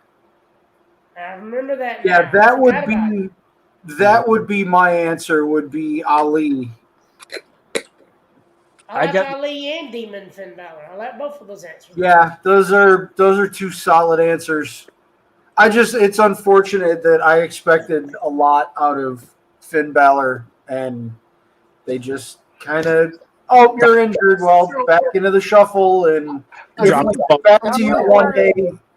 I really hope that Finn Balor being at Judgment Day, I really hope it finally elevates him to the point where he needs to be. They haven't really given a reason, at least that I know of, and I've tried. Maybe Brady, was that pulled off TV because of stakes? What I've seen, I don't have any report confirmations, but the chatter has been that WWE wants to take this faction in more of a supernatural direction, and Edge is like, no, man, that don't work for me. Right. So they kicked him out. Do they bring back the Fiend? No.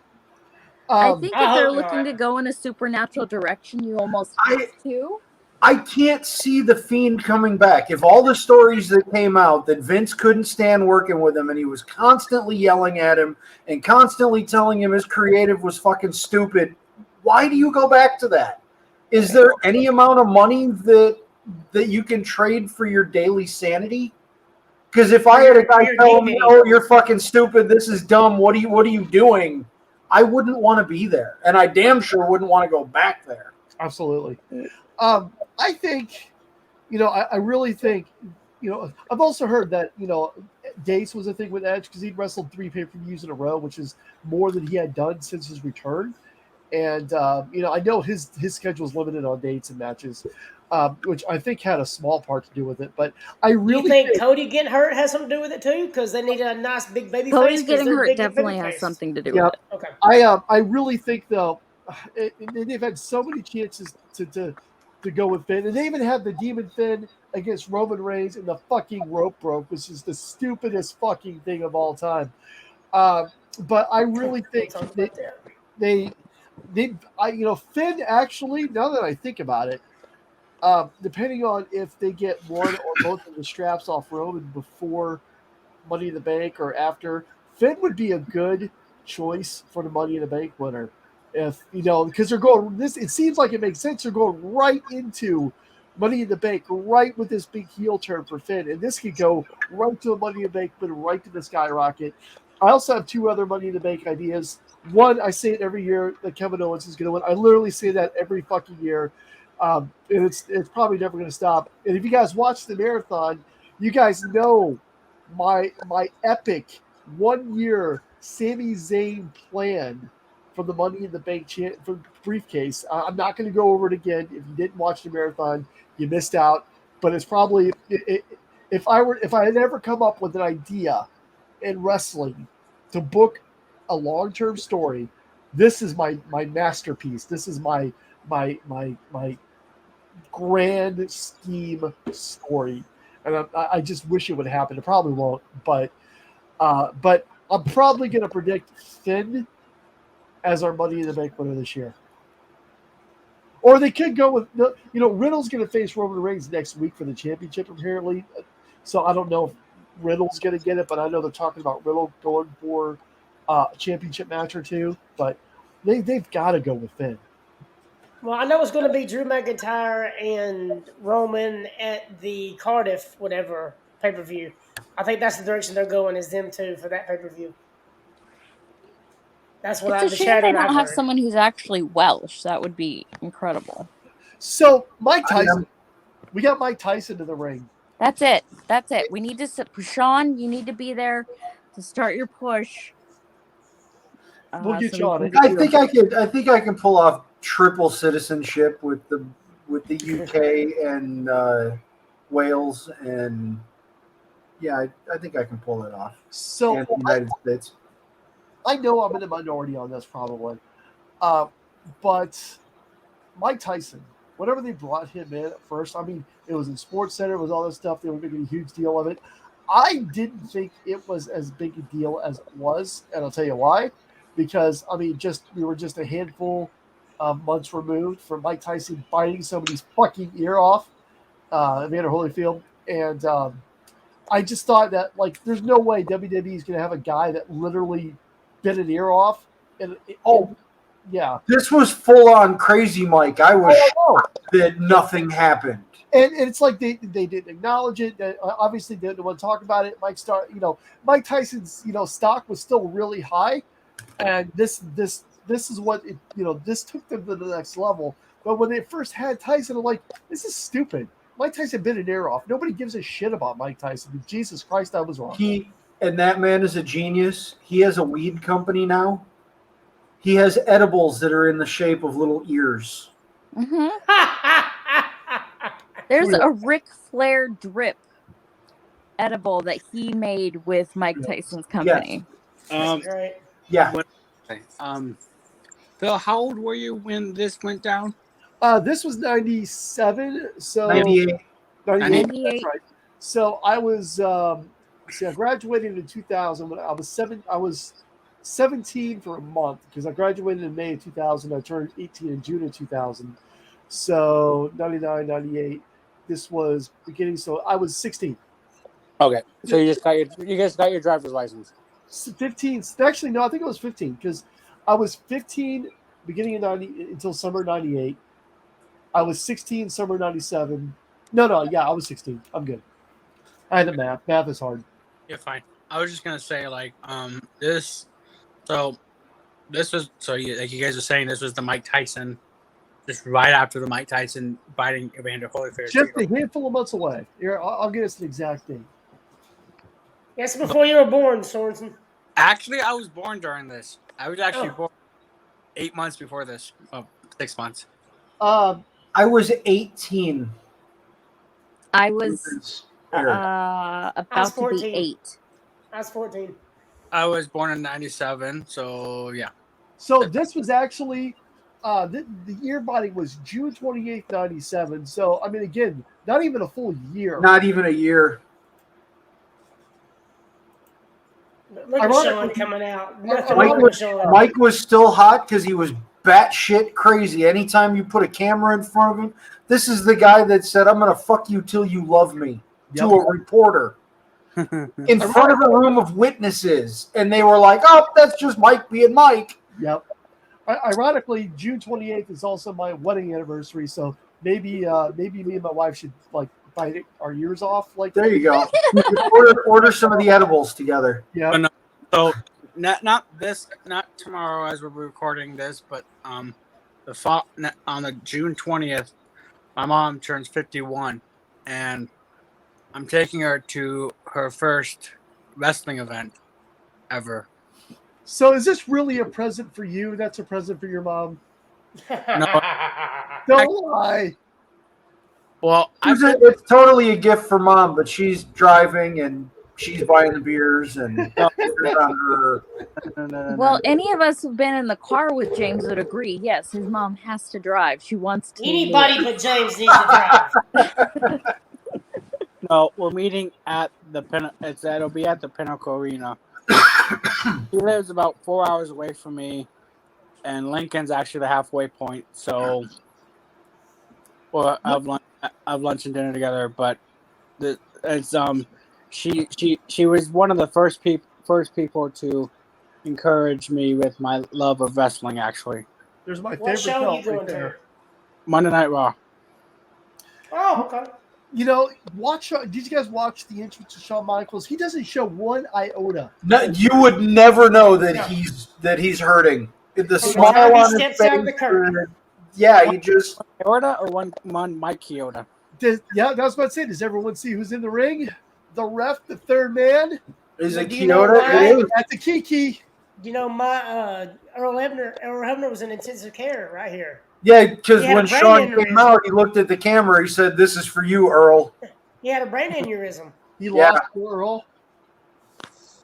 Sorry. We need more oil. I mean, even this, look at him in the ring dancing around. I can't imagine the amount of pain that he was in. No. In his mind, he's probably screaming. Oh. But, I mean, the consummate performer, this is really, again, outside of the ring, crap in this year aside, he is the consummate performer and best bell-to-bell of all time. I mean, to be honest, this is his last match till WrestleMania 19, I believe. Yeah. I mean, is he the best total package combination of everything? No. No. Best bell-to-bell, period. Yeah, but I mean, in the ring when the bell goes, absolutely 100%. Best talker, I give that to Flair. But yeah, best in-ring performer, it has to be Shawn Michaels. I'm gonna have to fight you on the best talker because nobody in me can hold a candle. The Rock. No one can hold a candle to The Rock. I don't know. It's for me, The Rock is right behind Rick. Yeah. It's a close margin. It's like my all-time favorite wrestler. I give it to Rick because he's got a larger library. We were talking before the show. That Bama had The Rock's heel music playing. It didn't matter what iteration of The Rock there was, except the first one. From Nation of Domination all the way in his career, I was a Rock fan. Rock, face Rock, didn't matter. I loved hearing The Rock talk. Every single time he was on that camera with a microphone, I was tuned. I was zoned in.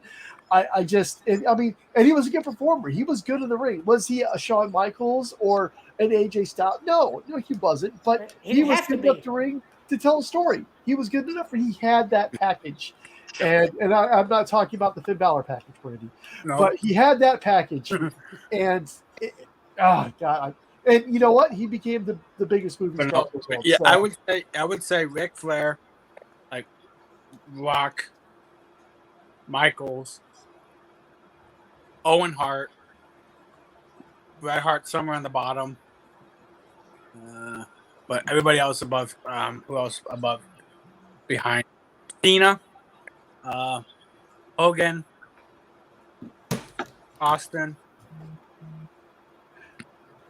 Let me ask you this, Brady. What did douchebag Uncle Dave give this match? Let me take a look. I'm really curious because I'm going to say 3 3/4 stars. Well, just knowing Dave Meltzer. Well, knowing Dave Meltzer, he can go dino. I'm gonna go 3 1/4. 3 1/4. Well, here's what I think of anything Dave Meltzer related.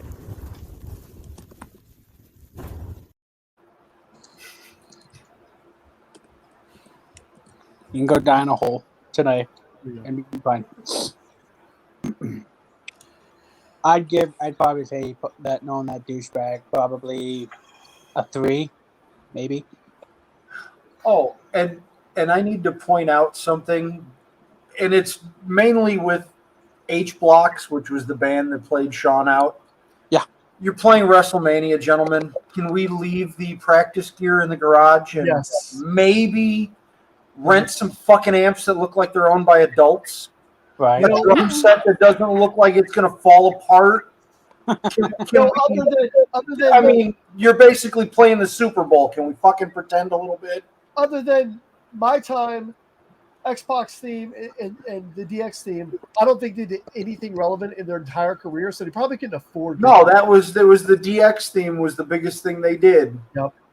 So, I don't think they can afford good enough gear. I mean, you would think rent it, put it in your rider. Hey Vince, you want us to play? We need 2 Marshall stacks. We need a DW drum set. Right. Everything needs to be tuned, polished, and ready to go. You would think Vince would just spring for it. The guy destroyed Corvettes for a laugh. I mean, what's $20,000 in band equipment? He filled up Fat Man with oatmeal and stuff. You watched that, right? Where he failed to do the flip on the ropes like he normally does. His right. Smacked it. That failed to do the flip and then gets hit with the nutbuster spine crunch on the next move. But there he just back slam against he had how he kept going after that. I remember that. Randy, Brandon, There's did no you way. find? Brandon, did you find what Uncle Douchebag? Not yet. Continue. Okay. I can go Yeah, on. the fact that he even came out of the locker room for this. I mean, everybody, he's a diva and he was a douchebag, and which is all true. But when it came time to get the job done, he was there. But also at the same time, Baker and Gorilla just kind of like, if he doesn't do this, we're gonna have some problems. And the crowd pop when Austin wins this belt is it's nuts. Yeah, it's a championship, pal. So, all time, who do you think is Austin's best feud or opponent? McMahon. Bret Hart. Wow, 3 different answers. I would like to say The Rock, but it's got to be Vince McMahon. It's got to be Vince. That's his best in feud. ring. It's The Rock. In ring, it's The Rock. There we go. As Thank far you. as the full package, it's Vince. Because here's my thing: we wouldn't have this Stone Cold without Vince McMahon. True. I hate to say it. Stone Cold, he's great. He's great on the mic. He would have got himself over, but we would not have this guy in the ring. But I mean, that storyline still plays to this day. Yep. Yeah. All right. 20 years later. When Vince takes the world's worst stunner. I have the ratings. We're going to start at the beginning and build some.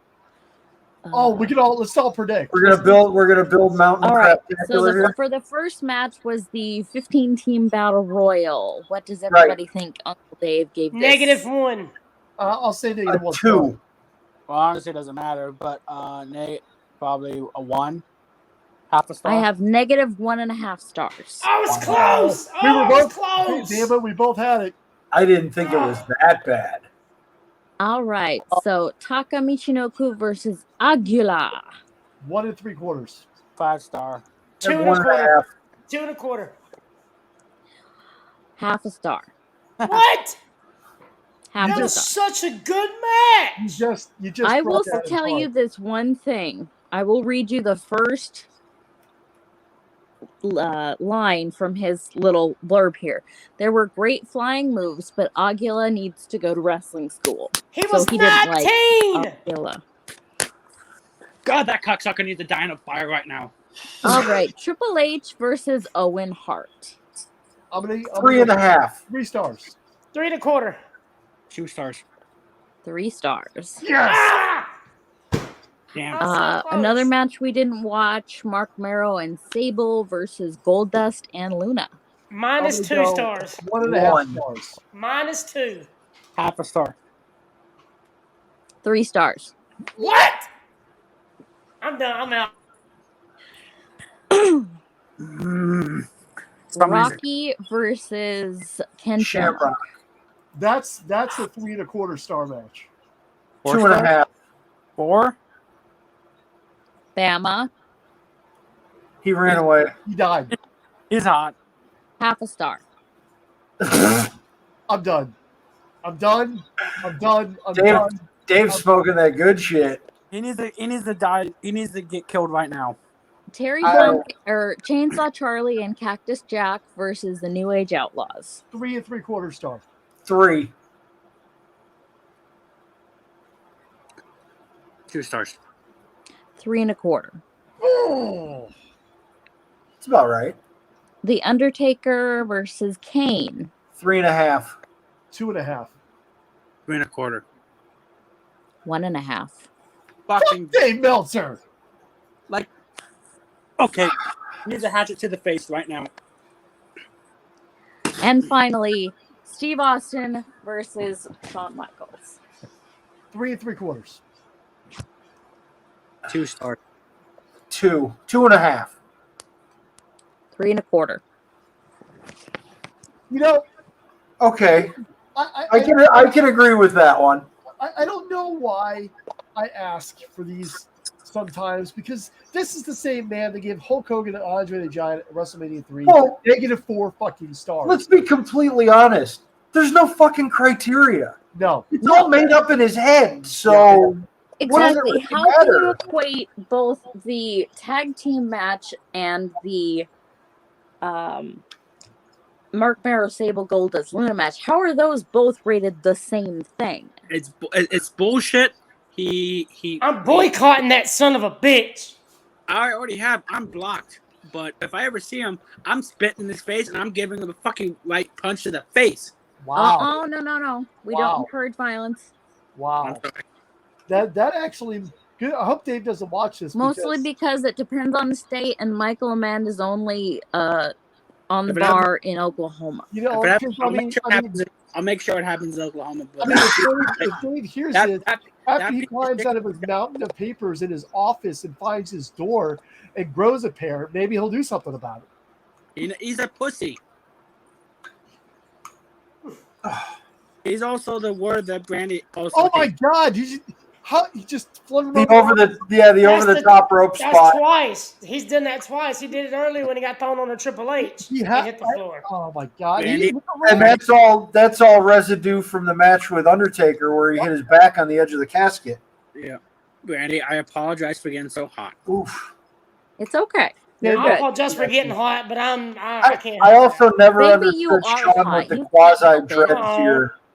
Shucks. What's that, Sean? I never understood Sean with the quasi dreads, braids. The braids. Half of it's done, half of it looks like shit. I don't know what he was. It's a lot better than his Mary Poppins look. This is the guy that wears. That is very true. That is true. I will take that over Little Dutch Boy. He wears chaps to the ring. I don't know why you're questioning the dreads. I don't know. It's just the chaps somehow make sense because he's from Texas. Well, also he's had the chaps his entire career. We get that, but the braids thing was a very were just thing, and it was really dumb. And they were very uneven. Like he was in the dressing room, and they're like, "Hey, Sean, you got 2 minutes to gorilla," and he went, "Oh fuck, I've only done half my hair. Just put it in a ponytail. We'll call it a day." Right. Ponytail with someone in the braids, kind of thing. I don't fucking know. No one's gonna notice my braids because I'm about to put on my last banger ever. I want to shout out Lash because he overlooked my payment for the Owen Hart picture, and he just sent it to me. And you talking about a top class guy? Just the little thing he wrote with it just exudes class. I gotta this say man. 2 things. I gotta say 2 things about Lash LaRue and Gerald Briscoe appearing on our marathon. Number 1, Lash LaRue showed up after you left. I had no idea Lash was coming. 0 clue. I have not watched his draw thing at ad-free shows, and that's just because I don't have time for shit. And so there I am with Lash LaRue and a few other people. No idea what to say to him. I mean, I kind of just shoot the shit, and we're making fun of you not being there. But that was kind of an oh shit moment for me. Not like oh shit, it's Lash LaRue, I'm excited. See, he messaged me back, and I didn't know he had a link or nothing. I didn't say, give me the link or anything. He just popped up. So that was exciting. Hang on. And then we get Gerald Briscoe. But I will say that probably maybe half hour, 45 minutes before that, I was shitting on Gerald Briscoe's mailbag show. Frank Bruno and I were the first people to ever submit questions on that show. I listened to him. I'm glad he answered the questions, but it took him his entire show to answer the 2 questions. I hate his co-host, and I didn't like it. Didn't gel. I don't hate Taylor. I just hate his style, and I hate how it clashed with Gerald, and it just did not work for me. And I said pretty much exactly that about 30 minutes before Gerald Briscoe comes on. I had no idea Gerald was coming on. Then boop. On our StreamYard down in the corner, I see Gerald Briscoe, and I'm like, this is twice now. What the actual fuck? Who is bringing people in here? I'm grateful for it. This is awesome. And Gerald spent 45 minutes with us, just shooting the shit on WrestleMania 10, donating a turnbuckle, the whole 9 yards. Yeah, that was his personal collection, too. He turns around and says, I think I'm just going to let y'all donate this and whatever. Phil, personal collection. I do have an update on that. I think so. I mean, I think I texted you that day. Yeah, we're solid on that. We're good. You already told me. Okay. But no, I sent the links I hope you don't mind, but I'm the one who sent the links to Lash and Gerald. I don't care at all. If you're going to get people like that on this show, link away, buddy. I tried to get Corey Ryan Forrester, but he was in Scotland at the time. He wrote me back the next morning. I also tried to get Meanie on, but he was busy. I've got a Corey Ryan Forrester story for you guys. I've told it a few times. Freaking love Corey Ryan Forrester, man. It's hard to trace. I do have the proof, so this is not me making up bullshit. And I'm not saying that I made Corey Ryan Forrester next level famous. I'm not saying that. But I am the guy that put Corey Ryan Forrester on Batista's radar. I shared with Batista specifically because I knew Batista's political views. I shared a video of Corey Ryan Forrester with Batista. And I said, Batista, you had to see this, and I had to share it with you. And he said, my friend, I am glad you did. And then a month and a half later, Corey Ryan Forrester was on MTV. Corey's a good dude. Yeah, I like Corey a lot. Following him, they started doing all this stuff. Like within like a week, he is like next level after his talking with Batista. So I don't want to say that I made Corey Ryan Forrester famous. So please don't think I'm taking complete credit, because it would have happened anyway, because Corey Ryan Forrester is amazing and hilarious. I do like to think that I had a small part in helping him get there. That and when he was on CNN talking to a congressman. Yeah, that was or you. Could have been. That was pre-Batista as well. That was post-Batista as well. All of that happened after I got him in front of Batista. Phil making moves. That's to this day. I don't want to say I made him famous. I want to say I helped lift him up. I was part of his support group, and he followed me on Twitter for it. So I think Paul Winter Dave, I had a conversation with Paul Winter Dave about it. I think Dave told Corey, and Corey was like, "Well, holy shit, let me follow Phil." So that's cool. He is one of the guys I would love to have on this show. I think I've reached out once or twice, but today is always busy, being awesome. So eventually, we're going to get the Buttercream Dream on here. Yeah, at some point, I'm sure he'll do it. Yeah, he's a funny guy. I met him at StarCast, and I had spent a little bit of time with him at Casio, and if you want to laugh, that's a good combination. I sat beside him at Double or Nothing last year in Jacksonville, and we had a blast. Amy loved it. We had a blast. I bet. Oh, God, I wish I could tell y'all some of the stuff we talked about. There's Michael Jackson taking a pounding still, just slammed into that turnbuckle. Like, this is Herculean. Again. You're starting to see it on his face now. Yeah.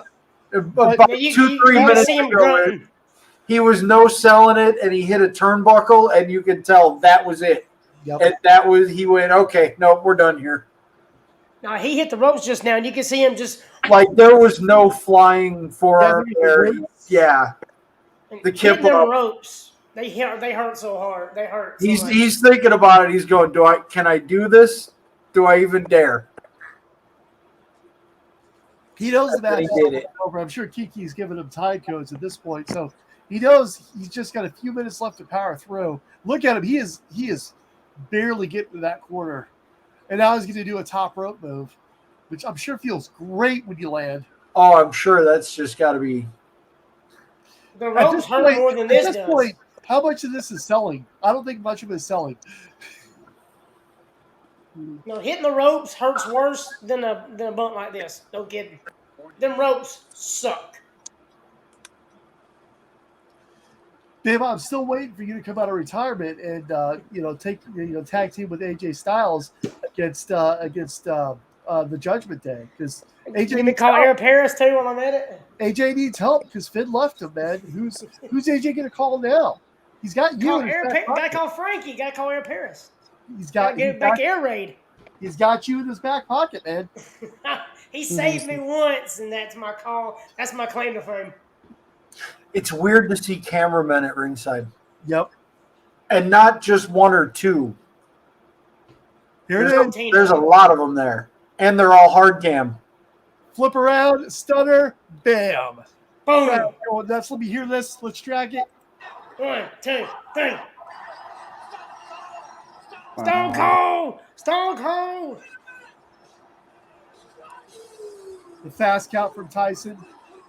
And Jim Ross just putting a bow on it. Just nobody could have done it better. Oh, but you guys see it as you're recording today, as well as watching this, was ECW's One Night Stand from 2005, the anniversary 17 date. years ago. Yes. So at this point, we are pretty much done with WrestleMania 14. I forgot about the dumpster match, and I forgot about, I didn't forget about Undertaker Kane in the main event, but I think I forgot about that dumpster match, which was really entertaining, and fuck Dave Meltzer for whatever stupid rating he gave it. I'm sorry I walked off. I just couldn't believe. Right. That's because Dave has his head up his own ass for so far deep that it's so far gone that he's a lunatic. Well established, very well established at this point. So let's kind of go around and get everyone's final thoughts on WrestleMania 14 here. We'll start with you, Brandy. I forgot how much I loved this WrestleMania, even looking back at the card of the matches we did not watch. I mean, aside from the dumpster fire that was that Team Battle Royal, it was a great show from top to bottom. And I forgot some of the cool things that happened. Like I said before, I really like the little things. And it's up there. I'd say it's top 10. Adam? Well, other than, if you factor off the Dave Meltzer and I appreciate the intergender match, that iteration of Goldust, I just couldn't handle because I'm a huge fan of Goldust. I just wasn't a big fan of this particular version of him. But like Brittany said, top to bottom, if you take out the 15-team Battle Royal, it was actually probably top 10 WrestleMania. And, I'm sure you'll go back and get some more Dick to Go matches in you. To go carry out, dine in, I'll just take it however I can get it. Does Uber Eats bring Dick to Go to you? I don't think Uber Eats does, but I know Instacart. It does twice a week. James, my friend, what did you think of WrestleMania 14? This was great. I would we don't give a shit. Next. I'm just kidding, buddy. I know. I was gonna say this is like the kickoff for the Attitude Era. This is the Mania that kicks off the Attitude Era. And great show. Sean, you brought this Mania before us this evening, and I was super happy to watch it. Your thoughts, sir? Well, I mean, what more can I say that hasn't been already said? I mean, it's the crowning of Austin. It's the passing of the torch from HBK, who we don't see for a decade. 4 years. Not that every single week I wasn't hoping that it was a work and that he was coming back. And I truly believe that for like 9 months. Oh, he's fine. He's just, take a couple weeks off and, but yeah, the great match with Triple H and Owen. Once again, the dumpster match is always entertaining. Anytime you put Mick Foley and Cactus Jack. No, not Cactus Jack. Chainsaw Charlie. There you go. Terry Funk. What happened? Anytime you get them involved with anything, it's going to be entertaining. I agree. It is definitely a top 10 WrestleMania for me. Even if the matches weren't all high caliber, they, just the significance of what this Mania led to afterwards is, I mean, it's a milestone for the next step in WWE's evolution. With that, I'm actually going to wrap us up a little bit different today. And before we go, I think everyone needs filled in.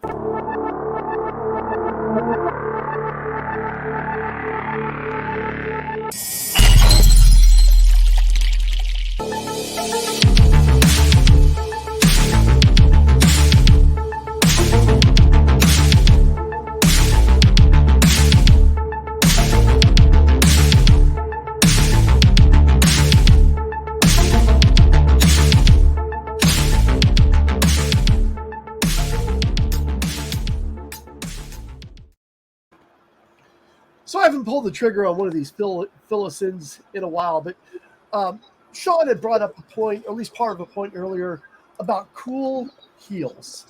And cool heels have always been a very controversial topic amongst old school wrestlers, new school wrestlers. A lot of people say that cool heels ruined the business, or at least ruined the heel face thing. Now people don't know who to cheer for. I don't think that could be more wrong. I think cool heels were going to happen eventually. I mean, the Four Horsemen were a good example of cool heels. Were they cool heels all the time? No, but when they were in North Carolina, when they were in Charlotte, they were absolutely cool heels. But cool heels, think about this as a business, from a business perspective. You have a heel, pre-98, pre-99, cool heels. Did you see heel merchandise? Were you wearing a Andre the Giant t-shirt or a Rick Rude t-shirt? No, you weren't wearing any of that. Basically, what was happening at this point was, it's kind of a revolution. You take the cool heels, you add the cool heel merch, and guess what? You're making more money on merch. And now you have heels, you have people that everyone wants to see, whether it's a face or a heel. There's somebody on that show that people want to see. And to this day, now you have people like Seth Rollins. Seth Rollins comes out, he's a heel, he's got the entrance music people sing to, he has 5-star matches, he does cool stuff. He's still a heel. Guess what? People love to see it. Even if they don't like it. Roman Reigns, ultimate heel right now, top of the company, one of the top champions of all time. He's got the bloodline. He's got Paul Heyman. Guess what? People love his merch. They wear his stuff. They come and celebrate him and give money to see him. So cool heels was a necessary evolution, and it's not going anywhere. So I don't believe for a second that cool heels did anything but help this business. No one will ever change my mind on that. That's my take, and you've been filled in. Thank you. Can't argue with that. So, with that being said, I think for Mr. Sorensen, Adam Two Pies, Brandy, Sean, and myself, it's been a wonderful evening, ladies and gentlemen, but I think we are tapping out. Have a good night. 14 WrestleManias. A leg drop, an elbow smash, a body slam. Are you ready to fight? Who will survive?